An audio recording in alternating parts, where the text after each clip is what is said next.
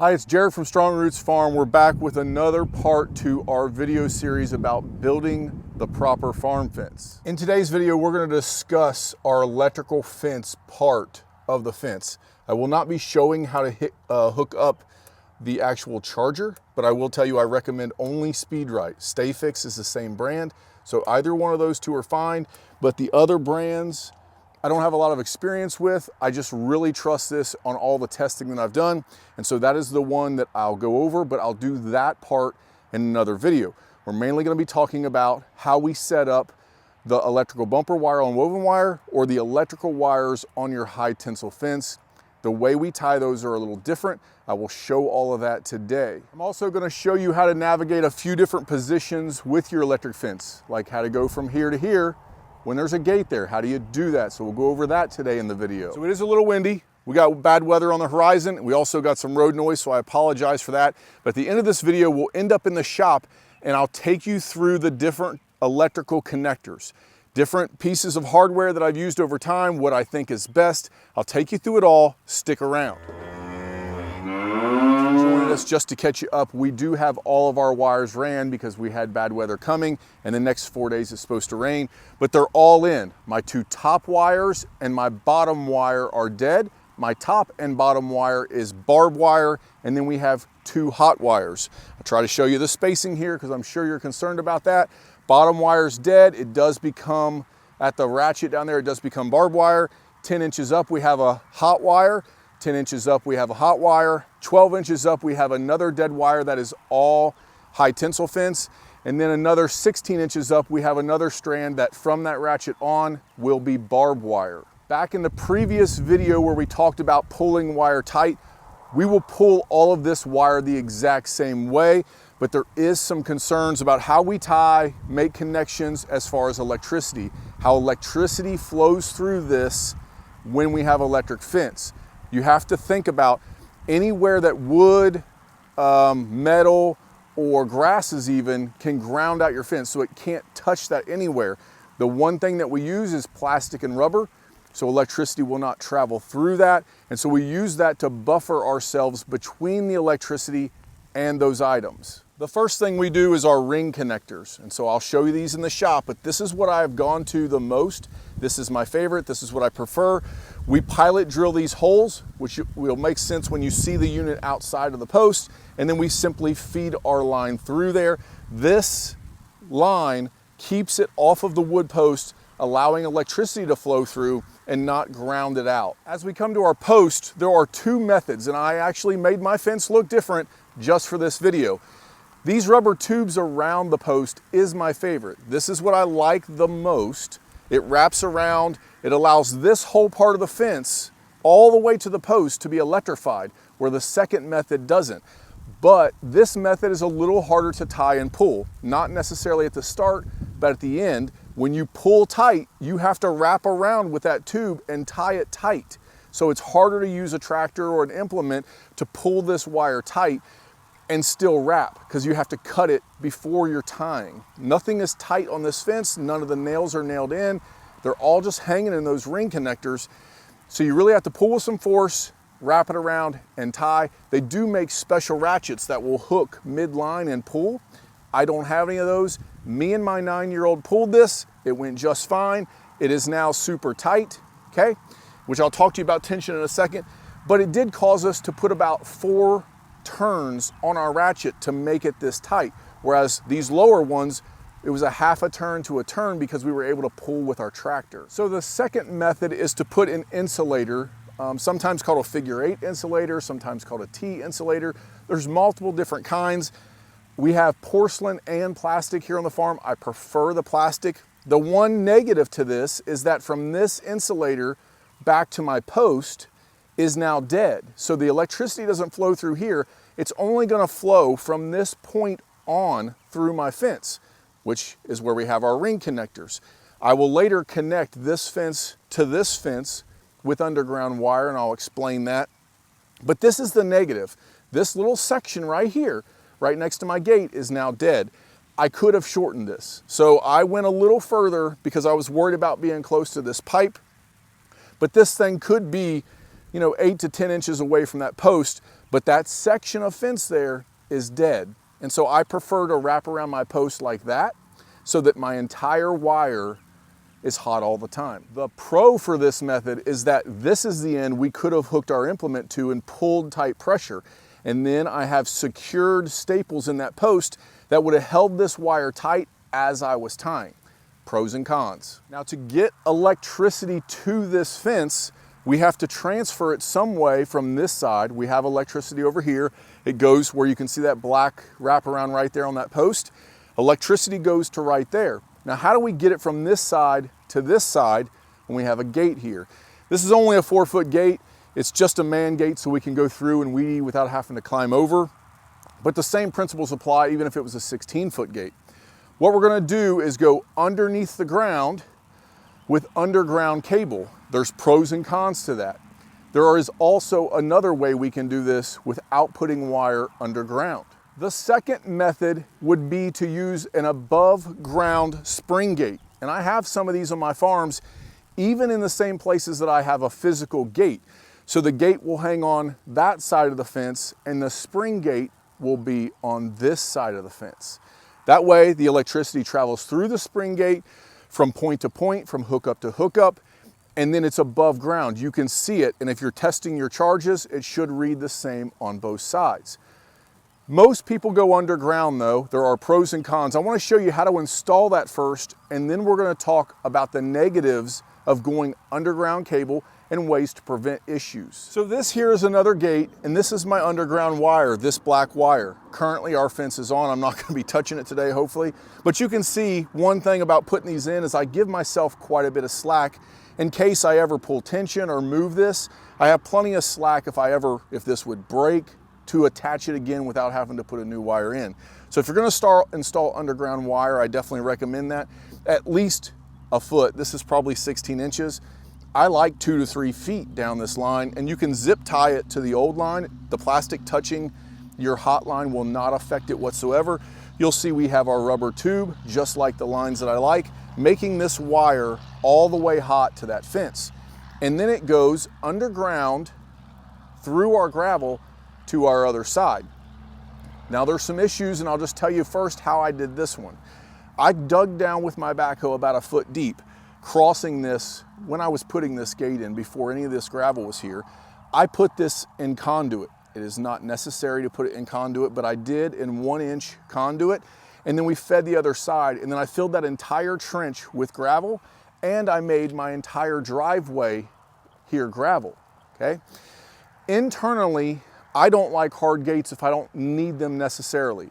So internally, I don't have to put underground wire. I can just use the spring gates, making that connection. But someplace on external fences where there is a hard gate, and I recommend hard gate on perimeter or external fences, we have to put an underground wire. If you use gates like this internally, typically what I see happen is this is where damage happens to your electric fence. They don't put a lot of gravel down, they don't put geotextile fabric, and so they go in and out of this gate with their equipment, whether it be cattle, whether it be a four-wheeler, gator, something of that sort, or tractors with hay on. It's notorious for in the winter, you get a muddy gate section. And I'm sure you've seen it if you've had a farm or been around farms long enough. The gates is where the most traffic is.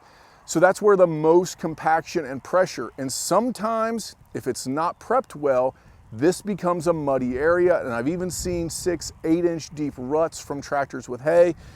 And you end up crushing that line, bending it, crimping it, breaking it over time.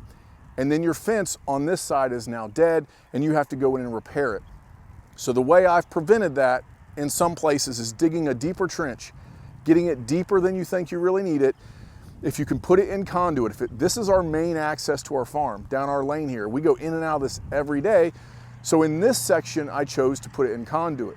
Gates out on my farm where I have underground wire that I go through 10 times a year, I put it a foot deep, but I didn't put it in that conduit. And then here we put geotextile fabric down, about 4 inches of gravel on the whole thing, and then I filled that entire 1-foot trench with gravel just to keep it packed in tight. And then we go to our other side. I do want to show you that. As we come to the other side, the wire comes up the post like you would expect, and then it goes over to our line. Plenty of slack there. You'll notice there's a porcelain connector on this one.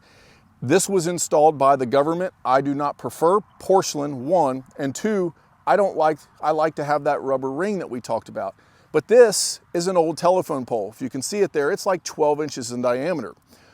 Old recycled telephone poles, if they're still hardy, make excellent corner posts, and you can usually get them for free or pretty cheap if the utility is doing work in your area. But what has happened is this line comes over, we strip, which I'll show you this line later, we strip the hard plastic off of it about 6 inches. You can crimp it or you can tie it. I prefer to crimp and tie. So I'll crimp that line to my wire, and I'll show you the correct connector to use. And then I wrap it about 6 times just to make sure I'm making good connectivity from my underground wire to my new fence. You're also going to notice another black line here. I use underground wire to connect multiple strands of wire together, so as this part of my fence here can be dead, can touch other things, but only the 2 hot wires that I want hot are hot. So you connect it with a crimp, tie, same thing, or you can use a bolt connector like is on this. I don't really prefer those. And then you'll go to the next line. I don't ever make my top wire hot like this guy did. Usually if I have 2 strands, they're within a foot of each other, where the bumper angle would be, probably about 30 inches, 36 inches for cattle. So if you want to set those for sheep, you'll be a little lower. But that's how I make 2 strands hot. I'm only going to come underground, make 1 strand hot, and then go from the lower to the upper, or from the upper to the lower, depending on what I connect, with underground wire. I'll also do this same thing around corners. I'll take from 1 strand going this way with underground wire and connect it to the other strand that is perpendicular at my corner, making those jumps. I rarely pull wire around a corner, but I will show you where I've done that and how I did it. So this is one area where I've pulled that bumper wire around a corner, and I used a porcelain connector that had a 4-inch bolt on it. So I screwed that in, tapped it, and it's a big, like 3/8 bolt that goes into that post. The only reason I did that though is because my other post, that's the end of the wire. So I only had to pull it like 4 feet and then go down the line. And I didn't want just a 4-inch section of connector there. So I chose to wrap around this corner by using that porcelain. That's one way I've done it. It works okay in this section. It's really hard if this section would sag for it to pull wire around, but I was mainly concerned about the tightness on this. So my ratchet is down there in the middle. It does work. It's not my favorite solution, but because I just had this little corner here for the gate, this was put in before me, and I made this gate wider. So it had a 6-foot gate. I made a 16. And so I ended up with this little 4-foot section here that I put an H-brace in. Just kind of worked out that way, but that's how I did it. I'll show you one other way that I did it that I kind of like better. Here's another weird section on our farm, and the wire, I was testing this, seeing how I could come around and could I make it better. And I came around this corner and I put a piece of pipe there that these connectors for your posts, which I'm going to show later. These aren't my favorite, but I connected with like I call that a clothesline tensioner, but I put an eye bolt in the corner and then I used a clothesline tensioner. And that way over time, I could work that and pull that in tight to make this corner tighter if I needed to. And I ended up doing that. It's all the way in now. This fence is probably, we're probably 20 feet down to that corner. If I had to do this again, I would make this 1 strand and make this strand down this way, another cut, another line, and then connect them in the corner. But I was testing some fence theories here. It does work fairly well. It's not my favorite though. I'll never do that again, even though it did work. This side of the fence has a tensioner on it, and this side of the fence that goes down this way, down into our feedlot, has a tensioner on it. So I could tension both sides. It's just one way I did it, even though I probably would never do that again. As far as fence tensioners go, you've probably seen this in the other videos, but we prefer this ratchet style. Okay, and I've had this question before, does electricity flow through the ratchet? Or do I have to have a jumper from one side to the other? And the answer is yes, it does flow through. You can have issues if you get buildup of stuff on this ratchet, mud daubers or hair. of it transferring through, anything that collects in there, just like if it collected on the wire, could cause connectivity issues. But I have tested over and over, and I've thought, man, I need to have jumpers over that. But everywhere that I test, that electricity flows through there the same. I'm getting the exact same voltage on my meter everywhere on both sides of those. So they do travel through. Now, if you ever find them where they have a plastic coating on the end, that plastic coating will prevent that electricity from flowing through. But with these, where they're all cast or aluminum, they all flow through there perfectly. The other thing you're gonna have to think about with your electric fence is at your T-posts. What do you do? So I will go over this when we get into the point of driving our T-post and connecting up fence, but I did want to show it in this video in case you only watch this video about electric fence. You do have to have some kind of a plastic connector. Your hot wires cannot touch your metal T-post. It will ground it out. So there are two types here on our farm, and basically two types at most farm and fleet stores. You have your standard yellow cheap plastic things, and then you have these new orange lock jaws. There are pros and cons to both that I'll talk about in a second, but you only need those if your fence is set up correctly on the hot wires. So the way I build the fence that I'm showing in this series, I will not have to have these on the wires that are not hot. This fence was here prior to me. I just have made repairs. And so I ended up having to do it because of the way they spaced out their T-posts and the way the connectors have gone. This now is a very expensive T-post. It has 6 of those insulator connectors on it, and they don't even need them. They're just there to make the wire slide the way they've been put in. The other alternative you have to T-posts, if you want to use kind of an alternative post from a wood post, is your timeless fence posts. So timeless fence posts cost $3 to $4 more than these T-posts. These are 7.5 foot T-posts that I'm buying, depending on what size and thickness of timeless post you have. The savings though is in the insulators. The timeless posts do not need insulators. They have holes pre-drilled in them, which is nice for installation and spacing, and they no longer need a insulator because they're completely plastic. That is where the value is at. If you looked at this T-post price, I think they're about $7.99, $8.99 now, and then you buy 5, 6 insulators for them at $1, $2 a piece, that T-post becomes very expensive. You almost should have just bought a wood post, whereas a timeless fence post is $3 to $4 more than the actual steel post, but because you save all that on the insulators, your timeless posts can save you some money. As we get into putting in T-post, I will go through pros and cons of T-post versus timeless posts. Now let's talk about the difference, just because we're here, on the lock jaws versus the cheaper plastic insulators. All right, I wanted to finish this video in the shop where it's a little quieter. I don't have the lock jaws or the plastic connectors to show you. I really only have the plastic ones. I have some of those left. As we put those on the T-post, I will show these again, but I want to talk through these for you so you can understand the expense and my experience with both. The plastic yellow ones have the cheap little plastic arms. They are not as durable. They break down in the sun over about a decade is what I'm finding. You'll see them at year 7, 8, one here or there snapping an arm off. They go on a little more difficult, but they are significantly cheaper. So if you're just trying to get fence in and get by for several years, you're low on funds, start with those. If you have multiple lines of hot wire, I would use the yellow ones because they're just so much cheaper. They're about 25% of the cost of the lock jaws, depending on the size of package you buy. If you're buying them by 100, you can save a little bit of money. The lock jaws, on the other hand, are much easier to install. They clip onto the T-post much easier. They're much easier on your hands. They have a much tighter grip on the wire. It's much harder for that wire to just pop out of there or break off than compared to the yellow ones that you saw. But they are quadruple, sometimes triple the price. Will they last longer? I believe they will, but they haven't been around long enough to show a 20-year test on these things yet. They are a stiffer, harder extruded plastic or ejected molded plastic.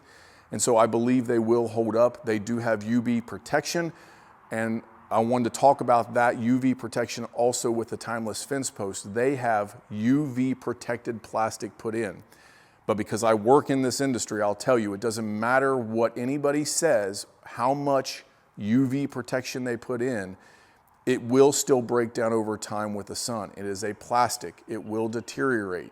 The argument could be made that the T-posts are metal and they will rust and corrode over time, and they will break over time. But I've seen those things last 50 years. So it's how fast will these timeless fence posts break down? That's argument. They haven't been on the market long enough to have a 50, 100-year test on these things yet. I do believe their quality and they will last a long time. Same thing with both of these connectors that we're talking about. They will both last quite a bit of time.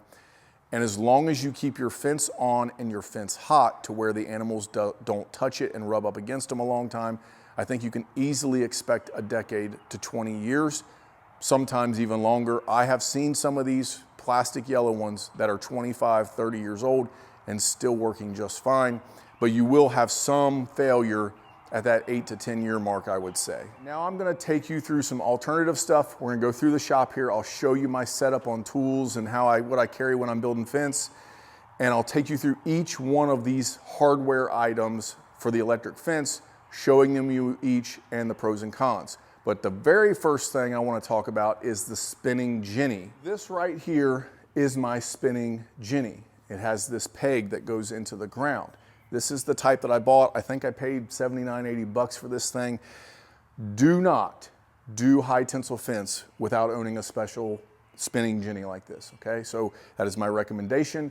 If you cut this wire, cut the banding off of these rolls of wire, and you don't have it in some kind of a reel or a spinning Jenny like this, you will end up hating life. It will get tangled up, you will waste wire, you will waste time. You need a spinning Jenny. Even if you're just putting in a hot bumper wire and woven wire fence, you need this for your wire. You put the wire on first, you swing these arms out over top of the wire that you can see here, and then you cut the banding and you tuck in the start wire. That way it never comes unrolled. You put this thing in the ground and it just spins as you pull the wire. Very convenient, it will speed your job up. They have these that are horizontal, and they're a little more expensive if you mount them to a trailer or something. They also have these with a tripod or I guess it would be a quad pod. It's 4 legs that go underneath that these set up a little higher. Those are more expensive. If you're gonna do a bunch of fence, I would recommend it. This tends to like get down in the soil the more it spins, and then it starts to hang up a little bit. But this one was 79, 80 bucks. It works very well. It's the only one I own, and we've built a lot of fence with it. Okay, next to take you through my gator setup here, and it's kind of, trashed all up right now. We're building fence and we're moving cows and everything else. But I have a bucket, and I'm gonna recommend this to you. This is a canvas like tool holder that you put in a bucket. You can use anything, but for 12 bucks, you can have a fence specific bucket, which is what this is.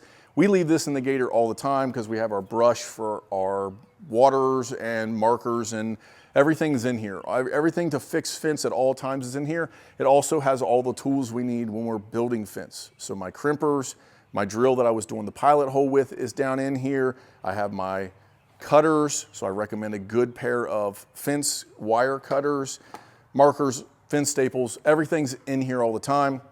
We only keep enough fence staples in this bucket to make a repair. We have our bins, and I think I bought a small bin of staples here. I want to show you these because we talked about this in the other videos with the barb. So it has these little prongs on it. This was a little cheaper one. It only has 1 barb on each side. Most of them have 3 that I buy. I have, I think this is Craftsman, but a little tool organizer, DeWalt, Milwaukee. It's whatever you want, whatever brand, I don't really care. I'm not brand loyal, but it has all the stuff in it that we need. All of our sleeves, all of our connectors. As we're putting up electric fence, it's really nice to keep that stuff organized versus having them all in these bags bouncing around and having to search through them. So I recommend building a box like that you can take out, fix fence, because you're gonna be doing that. But when you're building, it's really convenient to have everything nice and organized like that. So go ahead and spend the 29 or 39 bucks, buy a really big organizer. with deep bowls. So I buy them at Harbor Freight. They have DeWalt for a little cheaper, just to let you know. But I got those Craftsman on a good deal, so we have those for our fence. Super dirty. It's probably 10 years old, but we keep everything organized. Let's go through each piece of the hardware so I can show you the different things, the pros and cons of them. First, we have our connectors for our fence. I called these figure 8 connectors. They have different kinds of names. We have the porcelain ones that I don't really recommend. I use them because I have them and I try to save money. They were here. Some of these were here on the farm. When I bought the farm, he gave me a bunch of fence supplies. I've been to auctions and bought buckets of these things just because they were cheap at an auction. But if I buy them off the shelf or off Amazon, I have been buying the plastic ones. They are my favorite. This is what I tend to use. I will have links for all of this stuff down in the description. But understand, I make money if you buy from my Amazon link. So if you want to help our farm, fine, but I'm advising you to buy what is best for you. You can use this link, which is my heart, that you'll use the link to figure out what I buy and then shop to get the best price for yourself. There is a difference in quality of things, so I tend to buy a higher quality because you don't want to fix fence multiple times. But those links are to help you if you go to a farm and fleet store, Rural King, TSC, whatever it would be, and you can find them at a good price, do that. Please buy what's best for your farm. But the links are there to help you. There are 2 types, and there's also a 3rd type that Greg Judy uses. He buys from PowerFlex Fence. They're a little rounder. I like them. They're a little more pricey, and I don't buy enough stuff from there to make the shipping worthwhile, so I tend to stick with off the shelf at farm and fleet stores or Amazon. Next, we have our crimps. Okay, so I'm not going to show you the crimping tool. It was in the bucket. You can pick those up anywhere else. I'll have a link for one. But I have 2 types of crimps that I think you should keep on hand. One is a full circled crimp. I don't use these a lot to tie fence. I simply tie, but you can fish your wire through this hole, wrap around your post, back in, crimp, and then tie. That is fine to do that. If you have trouble tying, this is a good way to make sure that you're getting a good connection at a post that's going to stay tight for years. Where I really use this type is splicing. So if you have 2 wires coming together and you have to splice your fence together, I'll use this type. I'll stick one end in this way, one end in this way, crimp, and then I will tie on both sides of the wire. That is the main use that I use for these.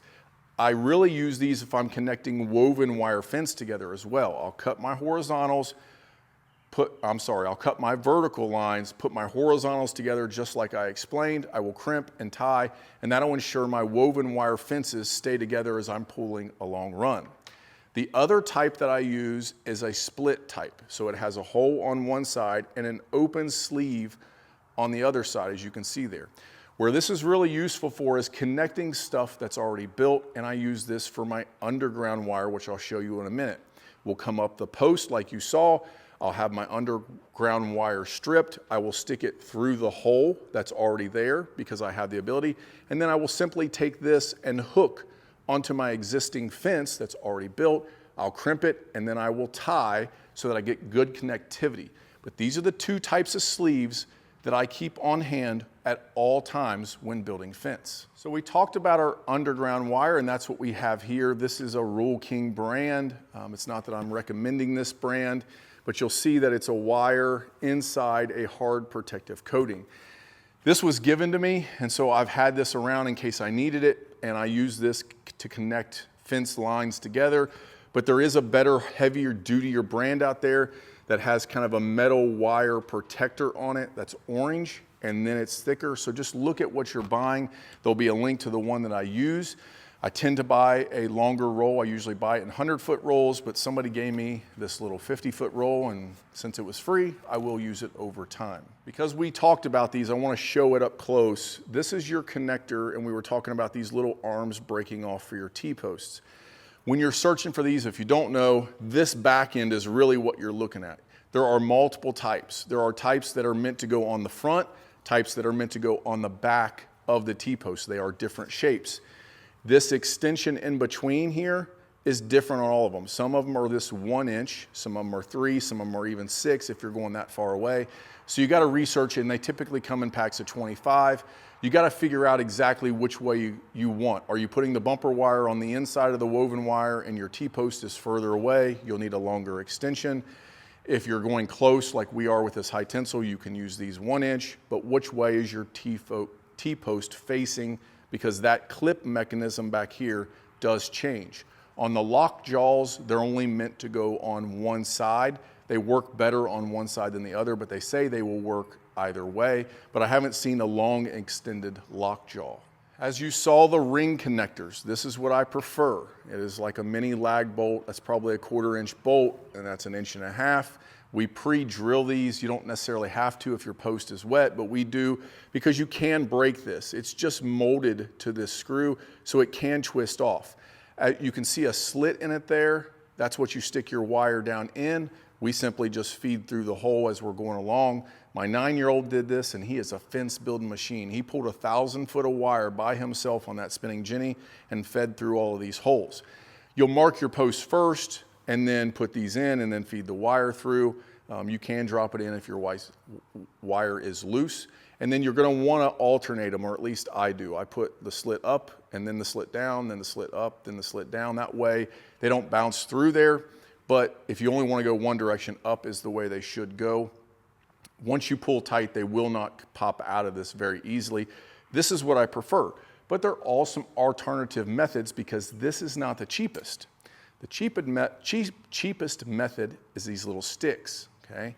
So they have a flat side and a rounded side. The flat side goes towards your post, and you'll put a fence staple over each one of these. The negative with this is when you're pulling wire out, how many ever feet your wire is and how many ever wood post, you have to slide one of these on the wire for every wood post you have. If you put these on the wood post and try to feed through them, it's very difficult. It puts too much compression on that wire, making it harder and harder to pull by hand. So I tend to start my wire at the end post, slide all these on, pull the wire to the end. I always recommend putting one extra on in case you miscount. And then I go along and I'm sliding them down and tacking them in. This is the cheapest, but I've had failure with these over time. So you'll hear the fence ticking and arcing, and it'll be one of these things failing over time. But if you're starting out, these are pretty good to use. They just take a little bit more time and there's some failure on them. I've never had one of these failed unless I left the fence off and they brushed against it. So one winter I left the feeding area fence off, my fence charger went bad, and I thought I'll wait till spring to buy it.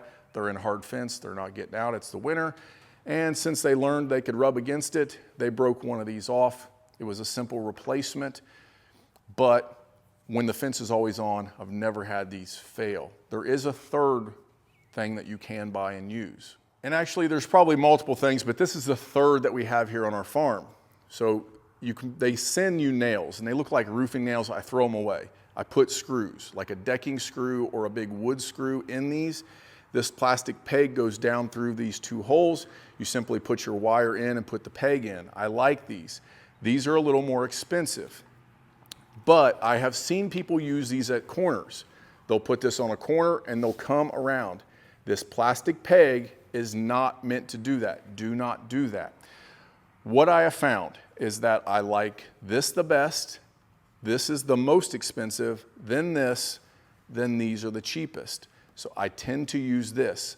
I keep these on my farm because I have a lot of fence built with this, and when these go bad, this is the easiest thing to repair with. So I recommend getting a pack of these on your farm for repairs. When that wire against your fence is there and you don't want to cut the wire, you can break off whatever was there, whether it be the ring or this, pull the staple out, put this behind it, put the wire in, and put your 2 screws in. These are very handy for making repairs. That's why I keep them. This is also what I use for my spring gates. So for spring gates or bungee cord gates, there are 2 different ways that I do it. Either you can start with this and buy these little metal things that bend in here, and then it becomes a place where your spring gate can start, or where it can connect to with the hook, which I have one right back here. So we'll have these hooks. The metal goes all the way through and connects, but the handle is dead. And so you can hook your spring gates on. So this is one way you can do that. You can put that hook in here. It's just a little harder, and my kids fight with it, so I tend to put these metal things on. Or you can buy a specific one that is the exact same thing, a little hardier. It has the bolt on it, and it comes with the spring gate pad. I like these much better. I would invest your money. This is what I will link. I would invest your money in these. But if you start taking these bolts out and only using this as hardware, it's not as good. And you don't want to use this on a line. This is only for the hook. You want the all plastic ones for your line repair. If you're hooking up a spring gate or a bungee cord gate, you will use the underground wire that we showed. You'll come from your hot fence around your pole, and you can simply put it around this bolt between these two washers and lock it down. That is one method. Or you can wrap it around one of these holes if you want. You can simply wrap it, but I don't think that's as good a connectivity. Or you can use a bolt like this, a slit bolt. It has a slit in it here, and you can put it down through one of these holes, and these tend to work a little better. These cheap bolts that come with this don't hold so well, but this is how I connect my spring gates. So I will either tie the spring to here on one end, or this will be my connector end with that, and that is what I use to connect everything up. The last thing I'm going to recommend to you is a fence tie tool. So if you've never seen this is what it is. So when you're tying high tensile fence, you will wrap one wrap by your hand, usually just to get it locked in place, slide this on your wire, and then it helps to assist you as you're twisting that wire. I tend to use my hands because I have strong hands. I've done this a lot, and I do a pretty good knot with my hands, but I will admit, this makes a better knot than I do personally with my hands. But my wife and my children don't have the hand strength and the rigidity to tie a fence tight enough with their hands or their gloved hand. So they use these. Even my 11-year-old can tie a perfect knot on a fence, 10, 12 wraps if he wants to, with this tool. I own 5 or 6 of these. They're like $5 a piece. If you're gonna build fence, you should have something like this. It does help out, especially for a beginner. Make a really tight knot around your fence. And for $5, you know, who can not buy one? But I tend to lose them. They get stuck in my pocket or they fall out. So I got 4 or 5 of these things laying around now. All right, well, there you have it. That was a lot. That was a lot of talking about how to connect up and what you need to think about. The biggest thing is think about electricity traveling, where it's going to, and how it's going to get there without touching anything that could ground it out. The last thing I'll talk about as far as that is a map. Some people only like to go one loop. So they will go around their perimeter and then in a certain pattern around their farm. I don't particularly care about this. I know that they say the electricity should only flow one way, or a lot of people say that, but I have teed off a lot, and I have even had electricity come and bump back into each other. That does not bother me. I've never seen it really affect a fence. So I wouldn't get too worried about that if I were you, but you can do what you want. If you want a map of how you're gonna run this wire and make it only go one direction, that is fine. So I hope that video helped. I'm sure there's gonna be questions. Put them down there as we do the other videos and the T-posts and the video that is gonna be on how to install your charger. I'll answer all those questions about this electric fence, but I gave you a lot of information. There's gonna be a lot of links down there for equipment and tools and different things that can help you with this. You can pick most of this stuff up at Rural King, TSC, wherever you want to go, your farm and fleet store, right? Rural King has a pretty good display, pictures of things and how it should work. Plan it out. This video should help you, save it. But this stuff that I have is pretty minimalistic, and this is all I use here. I do have a Rubbermaid tote that we keep all this stuff in, and I pull it out when I need it, pull it out for repairs, and I just keep the minimal stuff in the gator at all times to make those small repairs. So there you go, that's what I use. I do recommend good connector fence rods versus tying. I see people that just have a plastic hook and they hook them on there. They cost a little bit of money, but it's worth it for me to be able to not get shocked, for my kids, and these things hold up quite well. But mine have a spring in them, okay? So it keeps that tension on that wire. I tend to use the poly wire as a fence or a rope fence or buying the springs. The springs are my favorite, but they are a little more expensive as you're talking about internal gates. Internally, because my cows are trained to that single strand poly. I do not pay for a gate unless it's somewhere where I'm sorting animals or I want to keep them locked into a pen, like my winter pen if I would need to for bad weather or something. Internally where we move around, I don't pay for a gate. I only use a rope gate or a spring gate like that because they're all electrified. Well, thanks for watching. Until next time, I appreciate everybody. Leave your comments, give me a thumbs up. It really does help our channel. Welcome to share this series with any group of people. Does not matter. I appreciate everybody and all the stuff that you've done throughout it. We've got a few more videos in this series and then we'll get it wrapped up. Till next time.